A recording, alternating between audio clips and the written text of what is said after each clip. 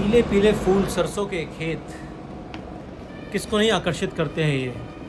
और ये ज़्यादातर हम लोग, आप और हम सभी ने सोचा होगा कि कभी ना कभी खेतों के बीच में जाकर के कुछ फ़ोटो खिंचवाए जाएं। यहाँ तक कि हमारी फिल्म इंडस्ट्री के अंदर भी बहुत सारे गीत ऐसे हैं जो कि सरसों के खेतों के बीच में फिल्माए गए हैं। तो चलिए आज आपको उन्हीं सरसों के खेतों में लेकर के चलता हूँ। चलिए चलते हैं।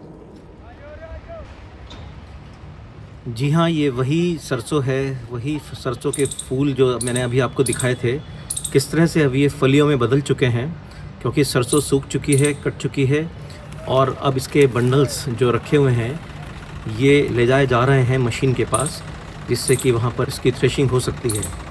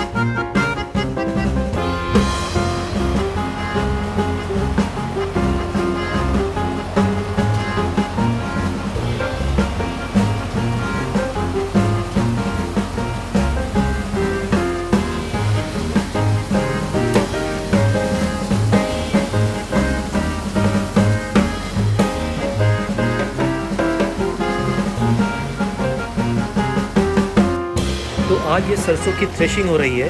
फसल पूरी तरह से तैयार हो चुकी थी। फिर इसको हमने कटवाने के बाद 3-4 दिन के लिए धूप में सुखाने डाल दिया। ये नवंबर मिड में लगाई जाती है और इसको तैयार होने में लगभग 90 to 100 डेज़ लग जाते हैं। थ्रेशिंग में सरसों की सुखाई गई जो फलियां हैं उनको मशीन में डाला जाता है। मशीन इसके छिलकों को बीज से अलग कर देती है। ये जो आप देख रहे हैं ये इसके सूखे हुए छिलके हैं, यानी कि जो प्लांट तैयार हो चुका था उसको सुखा दिया था हमने, उसी का ये जो छिलके अलग हो रहे हैं, ये भूसे के रूप में ये अलग हो रहे हैं। और ये रहा सरसों का बीज जो इस तरह से कट्टों में भरा जा रहा है। इसके बाद बीजों में जो भी डस्ट पार्टिकल्स और डेब्रीज जो थोड़ी बहुत रह जाती है उसे हम एक बड़े फ़ैन की हवा से सेपरेट कर देंगे, ताकि आगे ऑयल एक्सट्रैक्शन प्रोसेस के लिए सिर्फ क्लीन बीज ही हमें मिले। मशीन के होने से ये प्रोसेस आज की डेट में काफ़ी जल्दी और एफिशिएंटली हो जाता है, वरना इसमें पहले की टाइम में बहुत दिन लग जाते थे। यह मशीन ऐसी बहुत सी मशीनों का एक उदाहरण है। तो आप खुश हो सकते हैं कि हमारे देश में एग्रीकल्चर टेक्नोलॉजी का अच्छा डेवलपमेंट हो गया है और हो रहा है। यूज़ भी उसका बहुत अच्छा कर रहे हैं लोग बाग। तो ये बहुत ही अच्छी बात है कि एग्रीकल्चर के अंदर हम लोगों ने कितना डेवलपमेंट किया। सरसों दो तरह की होती है, एक तो काला सीड होता है और एक होता है येलो। और ये काला सीड है, इसकी थोड़ी सी इसकी जो फलियां होती हैं वो छोटी होती हैं, पतली होती हैं। ये बिल्कुल तैयार है कटने के लिए। और इस बराबर वाले फील्ड के अंदर येलो मस्टर्ड लगाई हुई थी, जिसको कि आज हम थ्रेशिंग करा रहे हैं। ट्रैक्टर और थ्रेशर आया हुआ है और दूर दूर तक आप देख सकते हैं कि लेबर सभी काम कर रही है। मैं आपको एक चीज़ और बता देता हूँ। पीली सरसों की खासियत ये है कि पीली सरसों को एक तरह से देसी घी भी कहा जाता है, नेक्स्ट टू आवर देसी घी, क्योंकि इसकी जो फूड वैल्यू है वो बहुत ही ज़्यादा है अगर हम कंपेयर करते हैं ब्लैक सरसों से। और जो इसकी आउटपुट होती है, यील्ड होती है, वो भी ज़्यादा निकलती है अगर हम इसको कंपेयर करते हैं ब्लैक के साथ। तो ब्लैक वर्सेस येलो, येलो सरसों महंगी भी बिकती है मार्केट पे, इसका ऑयल भी महंगा आता है और ये बहुत ही न्यूट्रिशियस होता है for health point of view. तो दोस्तों, आपने आज देखा कि किस तरह से सरसों की थ्रेशिंग होती है।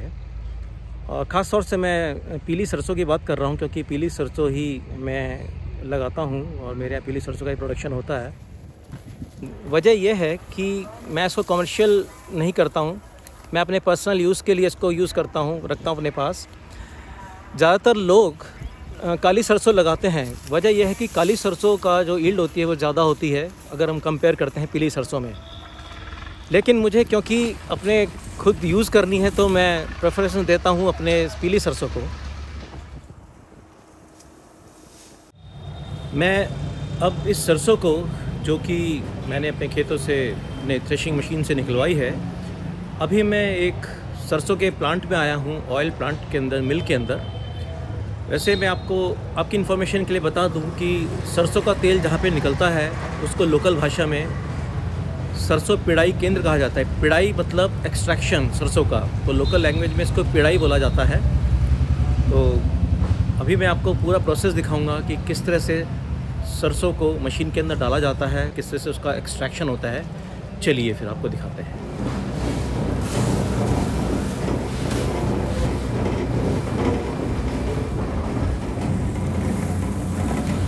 मशीन के ऊपर जो ये हुपर बना हुआ है, इसके अंदर सरसों को डाल दिया जाता है और वो धीरे धीरे मशीन के अंदर आनी शुरू हो जाती है। जिस तरह से ये आ रही है, और इसके अंदर एक रोलर चलता है जो कि एक बहुत ही बड़ी एक शाफ्ट होती है लोहे की, और इसके अंदर ये क्रश होने शुरू हो जाती है ये सरसों, और उसका ये केक यहाँ पर निकलना शुरू हो जाता है। ये देखिए, इसको मैंने अभी आपको बताया था, इसकी खल बोलते हैं। उसके बाद यहाँ पे देखिए ड्रॉप बाय ड्रॉप ऑयल निकलना शुरू हो गया है। ये इसका हुपर होता है जहाँ पे सरसों को डाल दिया जाता है, और धीरे धीरे ये घूमते घूमते नीचे जो इसका आउटलेट बना हुआ है, इस आउटलेट में आना शुरू हो जाता है। ये लेफ़्ट ओवर जो केक निकलता है एक्सट्रैक्शन के बाद, इसको खल बोलते हैं। ये खल है।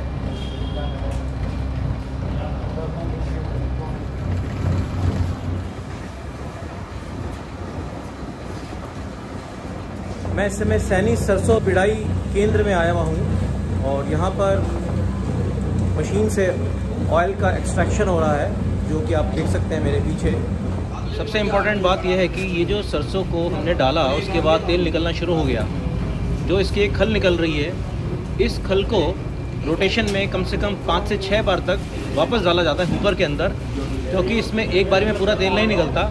तो लास्ट तक पूरा का पूरा तेल इसमें जब तक ना निकल जाए और ये बिल्कुल ड्राई ना हो जाए, तब तक इसको डालते रहेंगे ऊपर के अंदर। और ये देखिए फर्स्ट राउंड ऑयल का जो कि अभी अभी निकल के आया है, जो एक्सट्रैक्ट हुआ है, इसको थोड़ा देर रखा जाएगा, फिर इसको कंटेनर के अंदर डाल दिया जाएगा। फर्दर इसके अंदर जो लेफ़्ट ओवर रहता है, बचता है, जो पार्टिकल्स हैं, उसको सेटल होने में 4 से 5 दिन लग जाते हैं, और उसके बाद ये एकदम से क्रिस्टल क्लियर गोल्डन कलर का ऑयल दिखाई देगा, जो कि मैं आपको दिखाऊंगा जब बॉटलिंग करेंगे इसकी। तो ये है सरसों का तेल।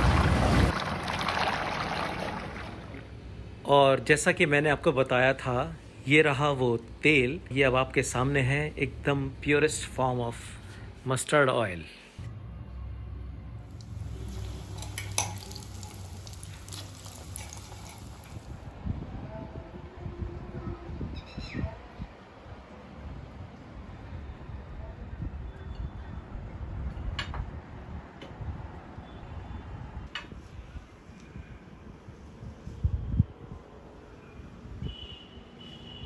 इस मस्टर्ड ऑयल की खासियत यही है कि जितने भी पकौड़े जो बनते हैं, मस्टर्ड ऑयल में ही बहुत अच्छा फ्लेवर आता है उनका। और पीली सरसों होने के कारण से टेस्ट में बहुत अंतर है। वाह, बहुत ही अच्छा इसका स्वाद है। फ्लेवर इतना अच्छा आ रहा है कि इसका नेचुरल एकदम से। अब मैं आपको बताता हूँ, पीली सरसों का एक खासियत ये है कि एक तो ये बहुत माइल्ड होता है। काली सरसों का ऑयल थोड़ा सा तीखा होता है। जब उसको गर्म करते हैं पैन के अंदर, तो उसकी जो निकलती है तो उसका धुआं थोड़ा सा आंखों में लगता है, लेकिन और थोड़ा स्वाद में भी तीखा तेज होता है। लेकिन पीली सरसों का जो फ्लेवर होता है वो बहुत ही अच्छा होता है, जो मुझे बहुत पसंद है। एक बात मैं और आपसे शेयर करूं, तो वो ये है कि अगर सरसों के तेल की बात जहाँ भी आती है, वहाँ पर पकौड़ों की याद ज़रूर आती है।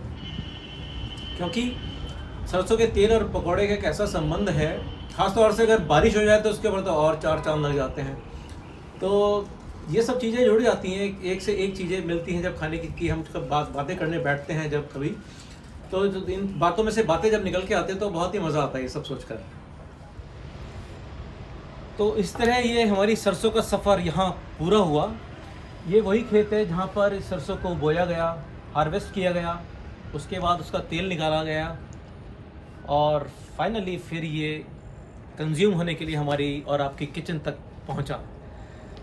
और कंजम्पशन की बात जहाँ तक आती है, मैं आपको बता दूँ कि सरसों के तेल से बहुत सारी चीज़ें बनती हैं, ख़ास तौर से करेले की सब्ज़ी, पालक, आलू पालक होता है और सरसों का जो साग होता है वो, ख़ास तौर से अगर सरसों के तेल में उसको तड़का लगाया जाए तो उसका फ्लेवर और भी ज़बरदस्त हो जाता है। तो ये सब चीज़ें हैं जो कि हमें खाने में और जो अच्छे अच्छे हम व्यंजन बनाते हैं उसमें और इसमें हेल्प मिलती है अगर अच्छी चीज़ हमारे पास उपलब्ध है। तो अपना मैं ये व्लॉग यहीं पर समाप्त करता हूँ।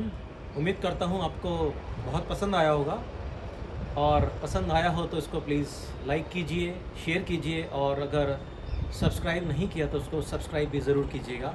फिर मिलते हैं नेक्स्ट व्लॉग में। Bye bye.